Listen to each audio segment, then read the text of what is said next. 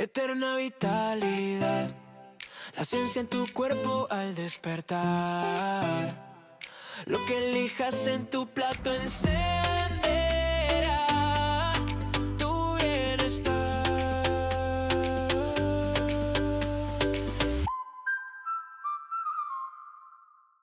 Bienvenidos a otro capítulo de Eterna Vitalidad, la ciencia que se siente. Hoy vamos a hablar de microbioma, inflamación, fibra, carne, metabolismo y de por qué tal vez el desayuno moderno no está nutriendo sino programando tu cuerpo para enfermar. Para esta conversación, que va a ser intensa y necesaria, nos acompaña la doctora Francisca Centeno, médico especialista en medicina integral y enfocada a la medicina funcional, fundadora del Centro Nutro Salud y experta en condiciones complejas como fibromialgia, SIBO, IMO y candidiasis y trastorno del equilibrio intestinal que muchas veces afectan también la mente, el ánimo y la energía. Este episodio no es para asustarte, es para que abras los ojos, porque lo que desayuna no es solo alimento, sino también alimenta tu cuerpo, alimenta el ecosistema que decide tu salud. Y la pregunta final es simple. ¿Qué vas a comer mañana? Francisca, bienvenido a un nuevo capítulo de Eterna Vitalidad. Hola Cristian, muchas gracias. Un placer para mí poder estar aquí hablando de estos temas tan interesantes que me apasionan muchísimo. Gracias, Fanti. Antes de comenzar, quiero que nos explique un poco qué significa la medicina funcional o cuál es la diferencia, por ejemplo, la medicina funcional integral con una medicina, no sé si la palabra común y corriente, pero una medicina tradicional. Ujú. Sí, la es mal llamada tradicional, la que nos enseñan en la universidad, debería llamarse alópata, es una medicina que se basa más que nada en lo contrario.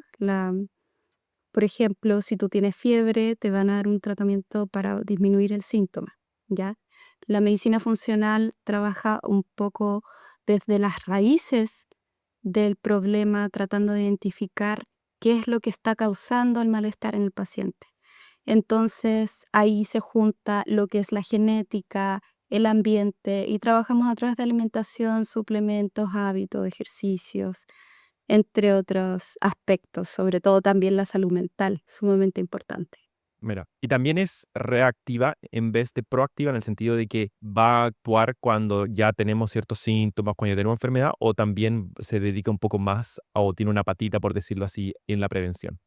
Siempre hay que prevenir antes de lamentar, ¿ya? Hay que llegar antes, eso es la idea. Nosotros promovemos estilos de vida saludables. Sin embargo, si el paciente ya se encuentra sufriendo algún tipo de patología o diagnóstico, también puede resolverse, incluso a veces revertir patologías, que eso es algo que muchas veces a nosotros en la carrera, yo estudié en la Universidad de Concepción, que me gusta mucho, pero nos decían de que muchas enfermedades eran irreversibles y por lo tanto había que tomar medicamentos de por vida. Y yo hablo un poco acerca de esto, soy un poquito rebelde, yo vengo de una familia igual de profesionales de la salud, así que trato de verlo desde otra manera, sin embargo es todo complementario. Ya, yo también a veces utilizo fármacos, Ya. pero trato de ser responsable en ese sentido, de si los puedo quitar responsablemente lo voy a hacer y además también trabajamos a veces derivando a especialistas.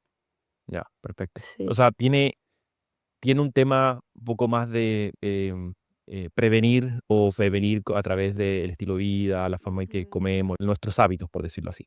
Sí, absolutamente. Eso es lo que nosotros también tratamos de hacer mediante el ejemplo. Y eso a veces no se ve mucho en médicos, en profesionales de la salud. Nos portamos bien mal, estudiando, Claro, trabajando. Ujú. exacto. Oye, ¿y esto, la medicina funcional, es algo que está recién entrando a Chile? ¿Es algo que ya Mm, está, que tiene ujú. varios años? ¿Cuál es la situación actual de la medicina funcional? Porque por lo menos yo, desde mi punto de vista, no la conocía y siempre Ujú. tenía asociado a mi mente la medicina tradicional, que es como decís tú, es que cuando ya estoy enfermo, ya tengo un resfrío, ya tengo cáncer, voy al doctor a ver qué me puedo arreglar y no Ujú. tanto de la prevención. Es que en Chile la verdad es que esto es un conjunto de varios análisis bioquímicos, de lo que es genética, como te explico, ambiente, que se juntó en esto que se llama medicina funcional y que surgió en los años 90 como nombre como tal en Estados Unidos. De hecho, yo estudio todo de allá o de también Europa, porque acá en Chile falta mucho. O sea, tú no eres el único. Cuando yo digo que practico medicina funcional, me quedan mirando así como, ¿qué es eso? Es algo que también Claro. tiene mucho de antiguo, por si acaso, porque nosotros también, por ejemplo, trabajamos a través del ayuno, que es algo muy antiguo, del legado de Hipócrates, entonces también tiene un poco de filosofía entre medio, también trabajamos con la salud espiritual. Entonces es algo que en Chile no se conoce, pero yo siempre digo que esta es la medicina del futuro y también un poco del pasado. Cada vez se va a ir conociendo más. Sí, po, claramente. Y es como que, de cierta manera, estamos volviendo a ese como doctor de cabecera que había Sí. antiguamente, ¿lo cierto? Que te conocía, que te conoció desde chico y que conocía tu Ujú. hábito, conocía tu forma y de alguna manera te guiaba para que tú tuvieras una mejor salud y no fuera tanto de reaccionar frente a una Ujú. enfermedad que ya tienes, sino como tratar de ayudarte a mejorar o prevenir ciertas enfermedades. Sí, lo que pasa es que actualmente la medicina está muy enfocada hacia la especialidad, como cuando uno sale con un médico te preguntan qué especialidad vas a seguir. Yo iba a ser psiquiatra infantil, siempre cuento eso, pero algo en mí me decía como no, porque igual era mucho medicamento, bueno, el sistema en general no me gustaba mucho cómo se aplicaba.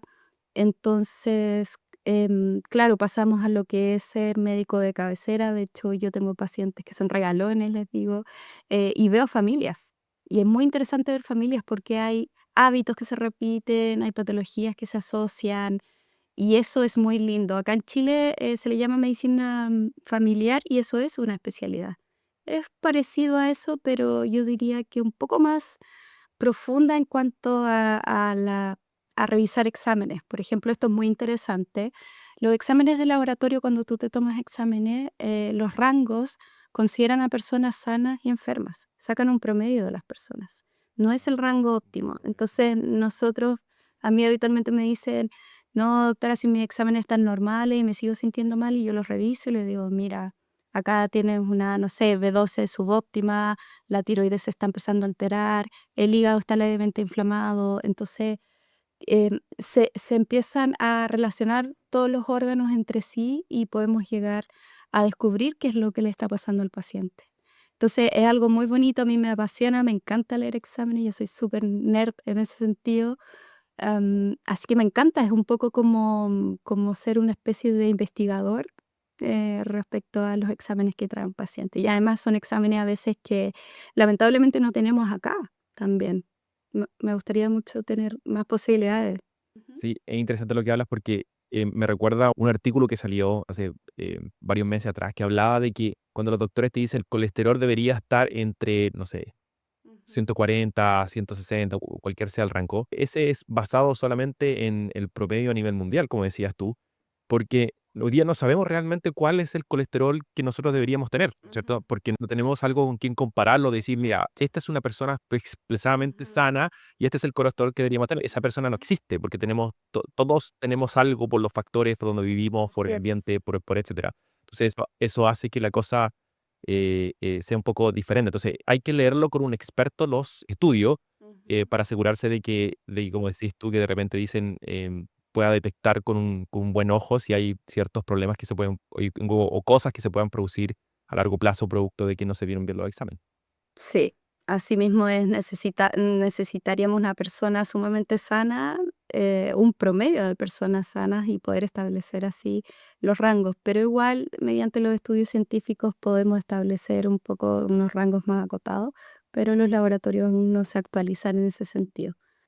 Hablemos un poco, me gustaría comenzar hablando, porque creo que este es un tema de que mucha gente de cierta manera, hay dos casos, está la gente que lo conoce pero no sabe cómo funciona, cuál es el objetivo, y otros que sí lo conocen o que no lo conocen y que no se preocupan del tema y que se olvidan y la forma de alimentarse produce cambios radicales. Y estoy hablando de los bichitos que tenemos en el aparato digestivo, ¿no es cierto?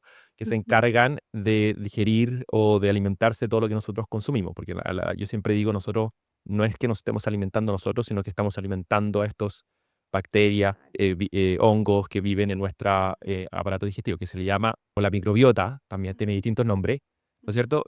Primero, expliquemos a grande contexto cómo funciona, ¿Qué es lo que es y cuándo se empiezan a producir problemas? Por ejemplo, el SIBO. Buena pregunta. Mira, hay que imaginar que nosotros tenemos un universo entero dentro de nosotros. Nosotros nunca estamos solos, ¿ya? Estamos siempre acompañados de estos bichitos que tienen que estar en equilibrio. Yo lo explico como si fuera un bosque, ¿ya? Un bosque en el que hay árboles, hay plantas, hay animales, hay bichitos. Y para que todo funcione bien tenemos que estar en equilibrio. Nada tiene que estar en exceso. Entonces, es lo que pasa un poco con el tema de las bacterias, de los hongos, de los virus, porque nosotros tenemos, sí, la gente cree que no tenemos a veces virus o honguitos en el intestino, sí, pueden estar. Claro, El tema es que tienen que estar en equilibrio y que además nuestro sistema inmune tiene que estar protegiéndonos de eso para que no se generen problemas. Y este desorden de la ecología se puede producir por distintos factores. Hoy en día yo creo que es casi imposible pillar a alguien que tenga su microbiota perfecta porque estamos expuestos ante estrés, ante la alimentación modificada, ante algunos tipos de medicamentos. La salud mental también influye. Se le dice que el intestino es el segundo cerebro. claro. ¿A qué le llamas alimentación modificada? Modificada, por ejemplo, voy a poner un ejemplo. El trigo de antes no es igual al trigo de hoy. Desde los años 70 hasta la fecha, el trigo está modificado entre un 50 y un 200%. ¿Por qué? Con el objetivo de que se produzca más, de que haya más masificación, más venta, ¿no es cierto? Somos muchos seres humanos. Entonces, además, para que quede más rico. Claro, Gluten viene de glue el que dure más. y que dure más, porque el pan verdadero de un trigo, digamos, no modificado, duraría muy poco, se pone duro rápidamente. Entonces hemos modificado mucho los alimentos. Además hay aditivos, preservantes, colorantes. De hecho, en Chile hay mucho que aún no está prohibido, que en otros lugares ya no están, simplemente no están. Algunos colorantes, por ejemplo, se ha demostrado que producen déficit atencional o pueden, más que producirlo, empeorarlo. Y todavía no se hace una evaluación completa de esas sustancias. A eso me refiero con los alimentos modificados. Entonces, al final estamos comiendo muchas cosas que quizás el ser humano como animal no debería. Además, ¿para qué hablar de los pesticidas y otros temas? Uy, da para largo. O sea, nuestra flora bacteriana se ve afectada por lo que comemos. Si comemos, por ejemplo, un Absolutamente. alimento súper procesado. Ujú, sí. ¿Y de qué manera se ve afectada? ¿Se mueren? No, no mueren necesariamente, pero sí sobrecrecen algunos microorganismos que podrían ser más dañinos. Ya, por ejemplo, algunas enterobacterias versus bifidobacterias, lactobacillus. Entonces se genera esta desregulación y ahí empiezan a aparecer problemas. Ya sabemos hoy que muchos de los problemas de salud que vemos hoy en día se asocian a la microbiota. Entonces no nos podemos hacer los locos en este sentido. Y cuando uno sana el intestino, otras patologías mejoran. Es impresionante. Hasta la depresión se ha asociado con la microbiota, temas a la piel, dermatológicos varios, incluso problemas hepáticos y mucho más. Entonces, muchas patologías se han asociado a alteración de la microbiota, pero aún falta mucho por saber, porque tu microbiota, Cristian, es diferente a la mía. Todos tenemos una microbiota diferente, es como una huella. Entonces, lo que le sirve a alguien puede no servirle a otro. Por ejemplo, a mí a veces me dicen, doctora, ¿qué probiótico es bueno? Y yo le digo, es que no te puedo llegar y decir así. Tengo que evaluar muchos aspectos y además quizás ni siquiera necesites un probiótico, ¿ya?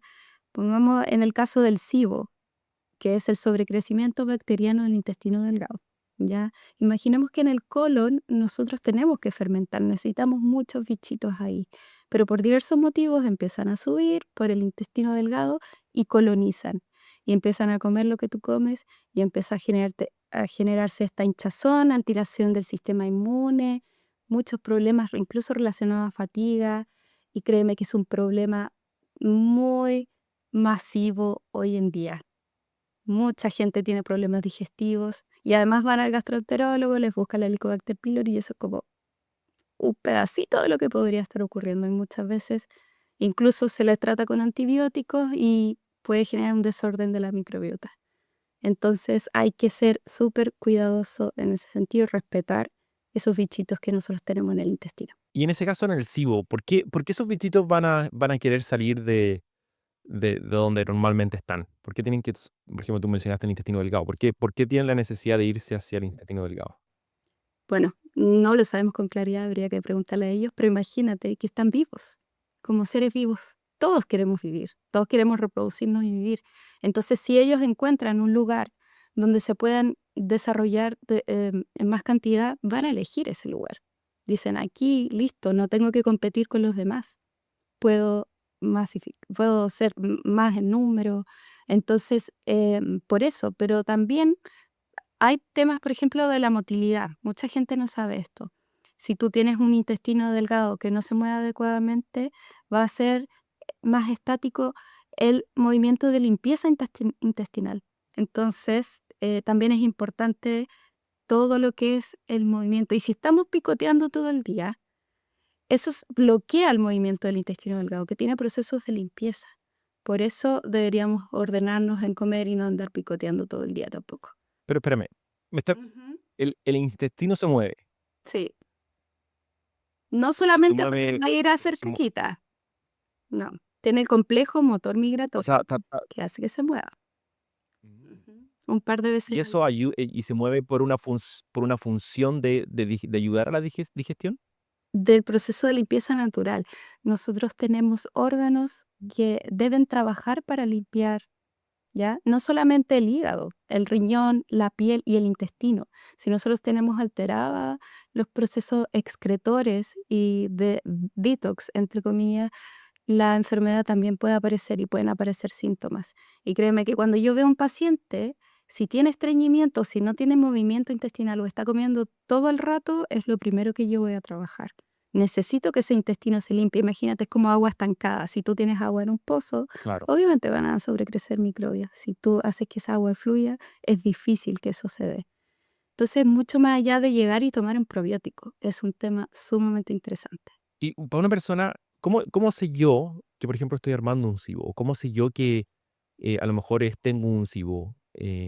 Bueno, Yo siempre he dicho, cuando uno pone los síntomas en Google, siempre es como que te vas a morir. tengo cáncer, Típico que claro, uno dice, sí. oye, ¿sabes que ando con demasiado gas, ando aquí? Y Google te da como una respuesta como así como casi que tienes cáncer, te voy a morir mañana. Sí, sí, es verdad, es verdad.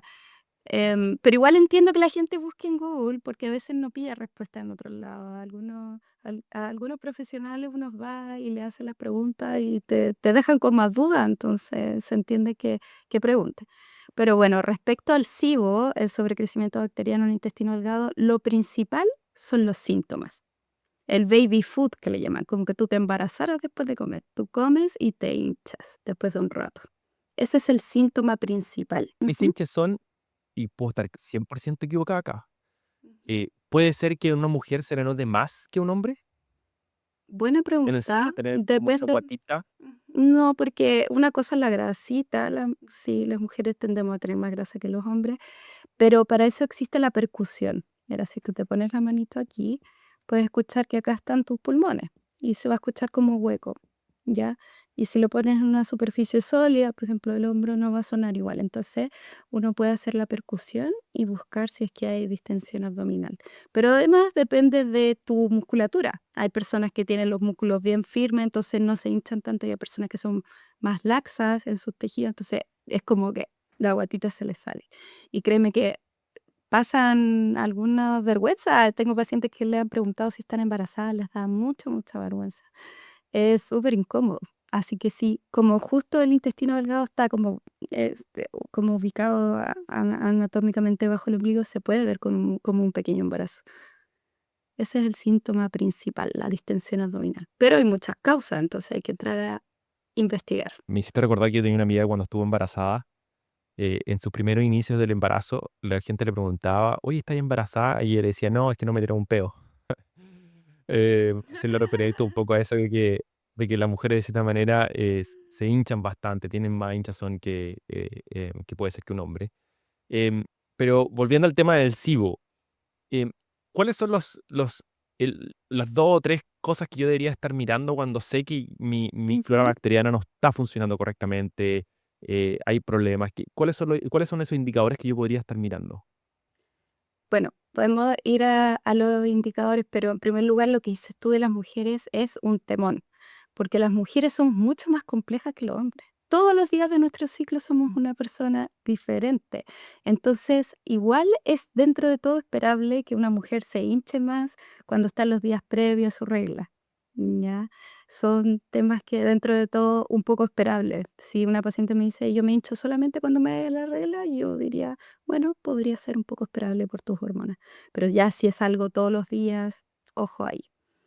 Bueno, ¿a qué estar atento? Primero lo que estás comiendo, a tu estrés principalmente y a las deposiciones y cómo está la parte digestiva. Yo algo que es una de las primeras cosas que pregunto es cuántas veces está yendo al baño y después le pregunto, ¿cómo está tu caquita? ¿Cómo es? Porque debería ser homogénea, de un solo color, formada, pero si es muy pastosa o si vienen pelotitas, algo me está diciendo también que hay que ver ahí. ¿Y cuál es la frecuencia normal de ir al baño? Ujú. Debería ser 1 o 2 veces al día. Hay personas que me dicen, no, No. doctora, tengo súper buena digestión, yo voy 4 veces al día. Y es como, mm, podríamos estar un poquito pasaditas en ese sentido, así que podría ser algo que te esté generando intolerancia, sensibilidad, o algo está pasando con tu tracto digestivo que te pudiera estar acelerando un poco el tránsito. Y hay que mirar la caquita, es muy importante. Ujú. Es como una vez escuché a alguien decir que las deposiciones es como ver una biopsia, es como saber qué está pasando ahí, porque si te sale con mucosidad, si te sale con sangre o con restos de comida, algo pudiera estar pasando. La mucosidad es un tema muy importante. Hay gente que yo le pregunto, ¿te ha salido como con mucosidad? ¿Qué? Como con un moco blanco. Ah, ya, y eso nos está diciendo que hay inflamación. Súper importante. Así que, si están escuchando, a mirar su caquita. A mirar su caquita. Si uno mira la caquita y la ve media pastosa, Ujú. ¿no es cierto? Es más como más copasta, no tiene ese como... nunca pensé que iba a estar hablando de caca de esto. Me encanta. Ese como lulo, ¿lo cierto? Como, Sí. como lulo normal, que no está quebrado ni mucho que eso. Cuando es pastosa, ¿qué significa? Puede significar muchas, muchas. Ahí entra uno a investigar, pero lo primero que yo pienso es que hay algún tipo de intolerancia o sensibilidad. La primera y más frecuente a los Eso, lácteos, por intolerancia a una... ejemplo, a la lactosa. Ah, ya. Ya, y el paciente nunca se da cuenta porque, claro, consume yogur todos los días o típico el kéfir, que temón el kéfir, podemos hablar de eso. Y claro, pues quizás le está generando una inflamación y está yendo más al baño más pastoso por eso, porque debería venir formado. Y de hecho, uno puede comprobar, según lo que uno come, cómo se ven las deposiciones. Uno siempre tiene que mirar. Yo ya me acostumbré, siempre miro. Y que no sea tabú Y, hablar de y esto. cuando, claro, y cuando pasamos al otro extremo, que es cuando son, no sé, son pelotitas, son más duras, em, ahí yo tenía entendido que eso indicaba más que uno estaba con estreñimiento, o sea, Sí. había dificultad para ir al baño. Ajá, sí, también hay muchas causas, también pueden haber alteraciones de la motilidad. Lo que te dije de más pastoso es más como de una intolerancia, o sea, cuando falta una enzima. Cuando hay más estreñimiento, tiende a sospecharse más una sensibilidad. Por ejemplo, al trigo en general, al gluten. Hay muchas personas que tienen estreñimiento por esto. Y además hay que estudiar muchos otros aspectos, por ejemplo, la tiroides. Ya, mira, en medicina tradicional, entre comillas, tú tienes un rango de TSH, ¿ya? Y si no alcanzas a pasarlo, es como que te dicen estáis regio. Pero como te dije, si yo lo veo en el límite superior o límite inferior, puedo sospechar que la tiroides se está empezando a alterar. Entonces le pregunto, aparte de estas dificultades para ir al baño, ¿andas cansada? ¿Se te cae el pelo? ¿Te cuesta bajar de peso, etcétera? ¿Intolerancia al frío? ¿Hay otros síntomas que ya empiezan a aparecer? Entonces, no es todo blanco y negro, hay un espectro. ¿Ya? Pero ese tema de la tiroides es una de las causas principales de estreñimiento y también el tema de la microbiota, a veces falta fibra también, por supuesto, hidratación, hay motilidad, muchos aspectos que se pueden investigar. Por eso esta medicina es difícil. La gente dice como, no, es como un tipo de medicina alternativa. No, no, no, no, ni siquiera es alternativa, es parte de la salud humana. ¿ya? Nos enfocamos más en la salud que en la enfermedad. Claro. Em, Mencionaste que la diferencia, por ejemplo, de una caca más pastosa era que era intolerancia y porque probablemente faltaba una enzima. Ujú. Primero, para aclarar, ¿a qué te refieres con que le falta falta una enzima? ¿De dónde vienen las enzimas? ¿Las comemos? ¿Vienen de, no sé, las produce el cuerpo? Em, Ujú. si nos podría dar un poquito Sí. más de información sobre la enzima. Las enzimas las produce el cuerpo y a veces hay temas genéticos que podrán estar afectando la producción de enzimas. Genéticamente hay personas que son intolerantes a la lactosa porque les falta la enzima lactasa, ¿ya? También a veces se puede producir de que algún tipo de intolerancia por otras causas adquiridas, pero las que son genéticas son las que a mí me gusta indagar. Y para eso pueden haber otras también, ¿ya? Hay otros temas muy profundos que podríamos hablar, pero la principal es la que falta esta enzima, la lactasa, para, en el fondo, comerse, entre comillas, a la lactosa. Perfecto. Ahora, bajo este mismo em, contexto de los microorganismos, de la microbiota, ¿no es cierto? Hay una enfermedad que yo creo que hoy día, sobre todo en las redes sociales, bueno, no sé si es una enfermedad, pero que está muy de moda y que todo el mundo habla sobre el hongo cándida y que nosotros deberíamos Ujú. hacer un detox y uno en las redes sociales ve mucha información respecto a cómo debería hacerse el detox, que la cándida no es algo que deberíamos tener en el cuerpo, que es malo, etcétera. ¿No es cierto? Nosotros hicimos una indagación en los distintos estudios y hay muchos estudios que han demostrado que la cándida es un hongo que nosotros deberíamos tener en el cuerpo, pero debería estar en un lugar específico de nuestro cuerpo, que es en el sistema digestivo, y cuando sale de ahí o cuando sale de esa parte comienza a producir problemas, ciertos problemas, ¿no es cierto? Ujú. O cuando ¿Cómo se, sobrecrece. primero, Ahí. qué efectivamente es el cándida, ¿no es cierto? Y cómo lo podemos reconocer si nosotros hoy día tenemos cándida o no? La cándida es un tipo de honguito, una levadura que bien como tú dices, Cristian, es considerada hoy en día parte de la microbiota intestinal. O sea, si te saliera cándida en el intestino, no es como para asustarse. El problema es cuando sobrecrece o aparecen otros tipos de mucosa, típico la cándida vaginal que tienen algunas mujeres. Hay que poner ojo, ¿ya? La cándida se alimenta muchas veces de azúcares. Entonces, por eso, bien lo que tú dices, lo que comemos también lo comen estos bichitos. Y cuando sobrecrece la cándida, no, es impresionante la cantidad de síntomas que genera. Por ejemplo, la neblina mental. Hay personas que creen tener déficit atencional, por ejemplo, además de que le podrían faltar nutrientes, estar estresado, dormir mal, etcétera, podría ser la cándida porque libera también toxinas, ¿ya? Y altera la función mitocondrial. Es un temor la cándida, no es una moda, lo que pasa es que es muy difícil estudiarla. De hecho, no se puede, lo que se debería hacer es una endoscopía y ver un cultivo y saber cuánta cantidad estimada podrías tener, pero eso no se hace en Chile. En Chile tú puedes medir indirectamente algunas inmunoglobulinas, o sea, como cuánto te estás defendiendo tú de la cándida, para saber si hay un tema ahí. ¿Se entiende un poco?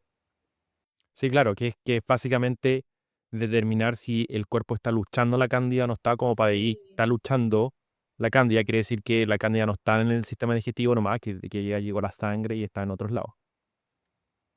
Sí, o sea, si llegara a la sangre igual podría ser súper grave como en ese sentido. Lo que más trabajamos, sí, tendrías que estar muy inmunodeprimido, que esa es otra de las cosas que hace que aparezcan algunos tipos de infección. Ahí ya sería una infección. Pero créeme que llama la atención, o sea, a veces yo veo endoscopías, ya que también tienen este tubito por la boca, incluso en el esófago hay cándida. Yo digo, cuando llegamos a ese punto, es porque, chuta, está bien avanzado, más encima la cándida se trata de defender, produce biofilms y todo. Ahora, todo esto de, ¿qué dices tú de los procesos detox? A veces igual es harto marketing, obvio. Em, la verdad es que lo primero es mejorar tus defensas, cambiar tu alimentación. Más que como que tratar de detoxificar en sí el cuerpo, es ayudarlo a que funcione adecuadamente. Entonces no te sirve de nada tomar un montón de hierbas si tú no vas a cambiar la alimentación, porque te va a volver. Ah, claro. Y lo otro, el tema de los antibióticos. Sí, lo que te iba a decir, la cándida se alimenta de azúcares y también cualquier cosa que pueda producir glucosa, por ejemplo, harinas blancas. ¿Se alimenta Sí, la cantidad de harinas blancas o solamente? sí. Sí, exactamente. Se alimenta de todo eso que se puede transformar básicamente en azúcar. El exceso de carbohidratos, entonces pasa eso mucho en la alimentación de hoy. La fruta depende, ya, la fruta de hoy está muy diferente a la fruta de antes. La fruta también está modificada. Si tú buscas un plátano como eran antes, lleno de semillas, mucha fibra, y hoy en día es, como le dicen por ahí, la golosina de la naturaleza. Entonces, también un exceso de frutas podría estar alimentando este honguito cándida. Pero no es que en sí la fruta te vaya a generar una cándida, no es eso, ¿ya? No es No, como para que la gente piense que es no. una persona que ya lo tiene. Claro, o que sus defensas están O malas que, y no puede contener a la cándida, claro, la va a estar alimentando. Entonces, por un tiempo quizá habría que ajustar eso. ¿Y cuál es la mejor forma de prevenir que la cándida se crezca, por decir así, o se vaya a otros lugares donde no debe ir? Mira, qué buena pregunta, porque aquí nos metemos en un terreno delicado, eh, porque mira, piensa de que las bacterias de alguna forma controlan a los honguitos. Si es que bajamos mucho las bacterias, los honguitos van a aumentar. Entonces, una de las causas principales por las que aparece la cándida es por el uso de antibióticos, sobre todo cuando no se necesitan. Entonces, ¿qué es lo que pasa? Uno le duele la garganta, tú ves al doctor, llega y te da un antibiótico y pum, las mujeres, o por ejemplo, típico, tienen una infección urinaria, las tratan con antibióticos y aparece la cándida vaginal. Entonces, uno de los temas principales es eso, y hay que tener cuidado porque, como te dije, quieren defenderse, quieren estar vivas, quieren sobrevivir, entonces empiezan a haber resistencia a antibióticas después. Las mismas bacterias se van defendiendo. Entonces hay que tener cuidado con el uso excesivo de antibióticos. Eso puede hacer sobrecrecer mucho la cándida, pero depende del antibiótico también. Obviamente en algunos casos es necesario. El problema se ve cuando uno lo usa en exceso o cuando es innecesario. Es interesante lo que planteas tú de que hay una relación entre las bacterias y el hongo, o sea, que Ujú. deberían estar en balance, ¿no es cierto? Pero, em, ¿qué pasa si tenemos una deficiencia de hongo, por ejemplo? Porque eso también va a producir un problema en el intestino. Habitualmente no, pero hay mucho que no se sabe. Que, por ejemplo, las bacterias tienen distintas funciones, incluso nos ayudan a producir algunos nutrientes, a absorber, a metabolizar. Entonces, habitualmente no debería ocurrir nada. Hay una mosca. Em, no debería ocurrir nada, pero tampoco lo sabemos con claridad. ¿Qué pasa en los casos donde, porque hablamos y tú ya lo mencionaste, que muchas de las cosas que nosotros podemos hacer para tener una flora bacteriana buena es preocupándonos de la alimentación, Ujú, ¿cierto? Y aquí viene el tema de qué alimentación es buena. Por ejemplo, es una dieta carnívora es buena, una dieta vegana o vegetariana es buena, una dieta, no sé, por ejemplo, las dietas que de keto, por ejemplo, es algo bueno. ¿Qué es lo que aporta a tener esta flora bacteriana en buen estado y que esté funcionando ujú. correctamente? Mira, cada persona es un mundo, cada persona es diferente. Puede ser que lo que me sirva a mí no te sirva a ti, ¿ya? Entonces todo debería ser personalizado. Y uno debería pasar por el proceso de autoconocimiento para descubrir qué es lo que a mí me hace mejor, ¿ya? Pero lo que todos necesitamos por lo menos es no consumir ultraprocesados, bajar el consumo de azúcares, grasas trans, por ejemplo, que vienen mucho en estos procesados, azúcares, etcétera, alimentos del supermercado. Uno va al supermercado y hay una parte chiquitita de alimentos saludables y de hecho todo lo demás podría no serlo, ¿ya? Pero yo al menos recomiendo una dieta variada, omnívora, personalmente considero que es lo mejor, y no irse a extremos. Sí, hay personas que son muy sensibles a muchos alimentos Y efectivamente, una dieta carnívora o una dieta vegana a algunas personas les podría hacer bien, pero no lo recomiendo por tanto tiempo, hasta que vayamos trabajando en todo lo que podría estar generando ese malestar y después incluir los alimentos de a poco. Y la dieta keto es todo un tema porque se puede usar temporalmente para algunos casos. De hecho, se inició principalmente para epilepsia y si se utiliza bien y por un tiempo podría ser, pero no suele ser sustentable en el tiempo y además te puede alterar hormonas, la tiroides. Así que yo prefiero mm, no quitar ningún macronutriente y ir ordenando según el equilibrio de lo que necesite ese paciente. Claro. Ahora, mencionaste que tú recomiendas la dieta omnívora, ¿no es cierto? Obviamente enfocada y balanceada a lo que cada una de las personas esté sintiendo, teniendo en su como persona, ¿no es Claro. cierto? Pero mi pregunta es más, ¿por qué para ti la dieta omnívora es la dieta como para recomendar para que una persona tenga más saludable, pueda prevenir más enfermedades? ¿Qué es lo que lo hace distinta, por ejemplo, de una dieta vegana? Y la razón por qué hago esta pregunta es porque Ujú, nosotros en este mismo podcast hemos tenido doctor y nutricionistas que ujú. van mucho más a los vegetales, a la dieta basada en planta, o sea, que no necesariamente una dieta vegana. Eh, Ujú. ¿Por qué para ti es importante, o recomiendas la omnívoro en vez de que sea más tirado hacia una basada en planta? Bueno, esto ha sido un proceso. Yo he ido cambiando según lo que he ido estudiando, según lo que he visto en mis pacientes, mis propios aprendizajes también. La verdad es que la proteína animal, nada es perfecto, todo tiene pros y contras, todo tiene luz y oscuridad, por decirlo de alguna forma, así funciona la vida, pero la biodisponibilidad de los nutrientes es más alta, no en todos los nutrientes, pero sí podemos encontrar mejor biodisponibilidad de algunos nutrientes en las proteínas animales. Sobre todo, digo yo, en algunas mujeres que nosotros sangramos literal todos los meses y me han llegado un montón de pacientes que no tienen anemia, pero sí tienen déficit de hierro. Y si bien las plantas traen hierro, es hierro no Hem, entonces necesitamos transformarlo al hierro Hem. Y eso a veces puede ser un poco complejo para algunas personas. Y lo último es el tema de las proteínas. La proteína es completa, ayuda a que no te suba tanto el azúcar como mezclar algunos carbohidratos con legumbres que incluso te podría hinchar. Ahora, como te digo, cada persona es diferente y nada en exceso es bueno, entonces tampoco es como que vayas a comer un montón de carne roja, ¿ya? Hay que incluir otro tipo de proteínas. Personalmente yo lo veo así. Tú mencionaste la biodisponibilidad. ¿A eso te refieres que la proteína viene con más, no sé, nutrientes que una proteína vegetal? Mm, más que, más que nutrientes, habitualmente podría ser completa.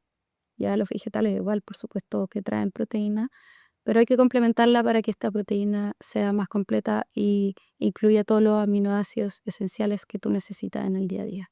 Pero principalmente algunas vitaminas del complejo B.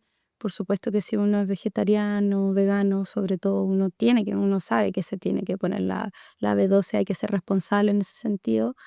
Pero claro, ahí hay temas también, como te digo, del hierro y otros nutrientes por ahí que considero que es mejor incluirlos a través de la alimentación. Ojalá fueran vacas o animales, gallinas libres. Está difícil esa situación. Todo, como te digo, está modificado, pero yo soy pro no quitarla. Y, y en ese caso, ¿de qué manera afecta la flora bacteriana cuando yo consumo, por ejemplo, una proteína animal versus una proteína vegetal? Bueno, hay mucho que no se sabe porque, como te digo, cada persona es un mundo, ¿ya? Sin embargo, por sí se han encontrado algunos efectos en la microbiota de consumir o muchos vegetales o mucha proteína animal, ¿ya? De hecho, uno de los temas que se pueden conversar, no sé si hemos alcanzar tanto, es de la tema, o no sé si te suena eso de que el exceso de carnes puede producir un metabolito que se ha asociado con algunos problemas de salud, ¿ya? Pero hasta ese punto no se sabe mucho, porque no se sabe qué es primero, ¿ya? Si la persona tiene problemas inflamatorios en general y la carne la tolera mucho peor por eso, o si realmente la carne lo está generando. Aún así, viendo las cosas en un equilibrio, yo considero que es mejor sostenerla de manera responsable. Ya.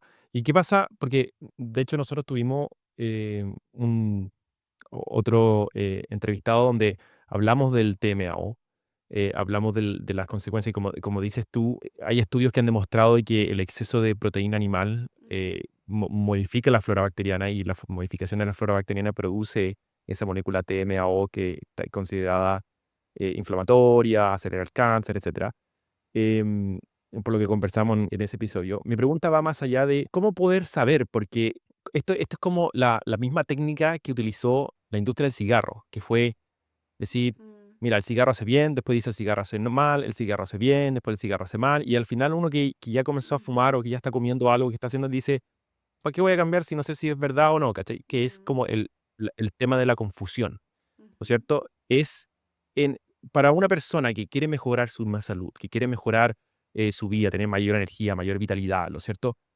¿Debería yo consumir carne? ¿Debería dejarla? ¿Debería...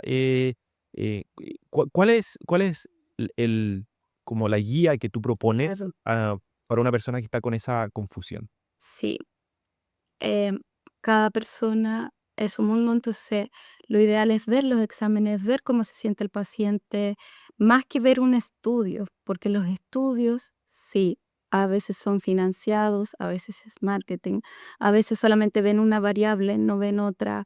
Es súper complejo afirmar algo mediante un estudio científico.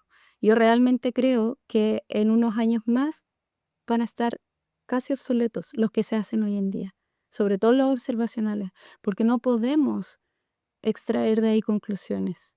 Es muy difícil comprobar algo porque cada persona tiene una genética diferente y eso es algo que yo he analizado mucho.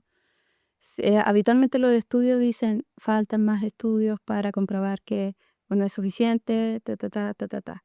Y además que no sabemos, como te digo, qué parte primero. Ya muchos estudios que hablan mal de la carne o del consumo de huevo, por ejemplo, no sabemos qué tipo de carnes están consumiendo o qué otras cosas están haciendo. Claro, porque la gente tiende a considerar carne como el McDonald's. Entonces, ¿cómo extraemos todas esas variables? Eso es lo que es sumamente difícil. Yo realmente, aunque digan lo que digan, yo creo que para mí lo mejor es lo que te funciona, con lo que te sientes bien, con lo que tus exámenes también, con lo que evidentemente a ti te hace bien. Cada persona es diferente. Pero sí, yo sé que hay muchos detractores de la carne. Yo también fui vegetariana, de hecho, me costó mucho volver a comer carne. Tuve que romper muchos esquemas en ese sentido y darme cuenta de que hay muchas mentiras. Yo ahora te puedo encontrar 10 estudios de que digan que el huevo es malo y te puedo encontrar 10 estudios de que digan que es bueno, porque no todo es blanco y negro. ¿Me entiendes? Sí, hay cosas buenas de algo, cosas malas de otro y hay que llegar a un equilibrio. Ese es el tema. Lo que dices tú de los estudios es muy cierto, porque en el 2015, si mi memoria no me falla, un periodista para hacer notar lo que era fácil poner un estudio a tontas y a locas, Ya. él creó un estudio donde decía que el chocolate ayudaba a disminuir de peso. Y era ideal para personas que querían bajar de peso, que deberían comer chocolate y daba las bases y todo. Y Mm, después ese mismo fue publicado en revistas prestigiosas de investigación, fue publicado en distintos medios de research, donde los mismos científicos leen la información, lo cierto, como para comparar, etcétera. Y bueno, después él lo demostró y creó ¿cómo se llama? Dijo, no, este es un estudio falso, era para que vieran, y ese mismo mm. estudio, este estudio falso fue publicado incluso en Chile, en los medios de prensa en Chile.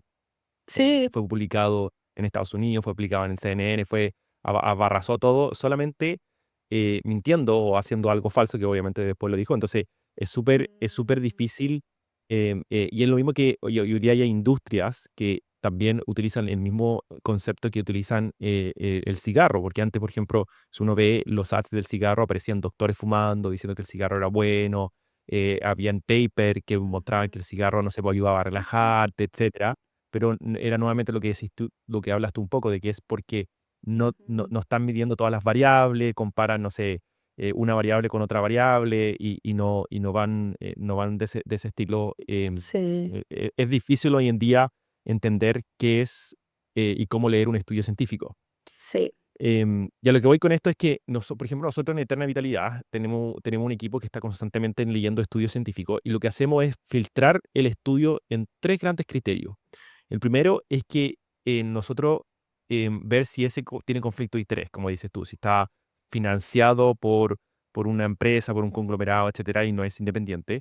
Dos, si ese estudio está hecho en seres humanos o no, con un grupo control, porque hay muchos, como decías tú, estudios observacionales que a lo mejor no te dan la indicación de que se está produciendo algún problema o trata de aislar la variable que se quiere aislar en el estudio. Y tercero, que ese estudio sea replicable, en el sentido de que otros científicos en otro lado del mundo que nunca se conversaron hicieron el estudio y tuvieron los mismos resultados. Bajo ese estudio nosotros sacamos, por ejemplo, los distintos estudios del huevo.